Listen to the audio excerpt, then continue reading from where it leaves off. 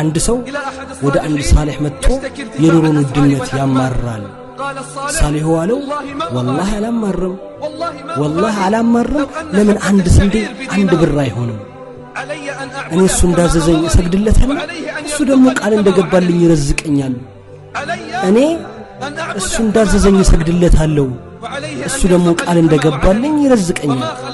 ሰውንም ሆነ ጅንን አልፈጠርንም ይገዙን በስተቀር ከነሱ ርዝቅንም ምግብንም አንፈልግም ሚስጥሩ ቤተሰብህን በስግደት ተዘዝ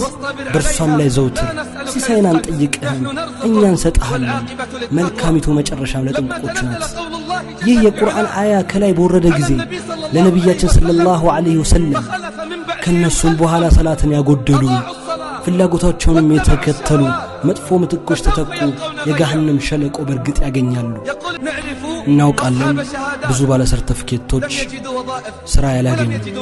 ደሞዝ የሌላቸው ደግሞ እናውቃለን መጻፍና ማንበብ የማይችል አላህ ኒዕማውን የለገሰው ከበረከር ከፈከፈለት ሚስጥሩ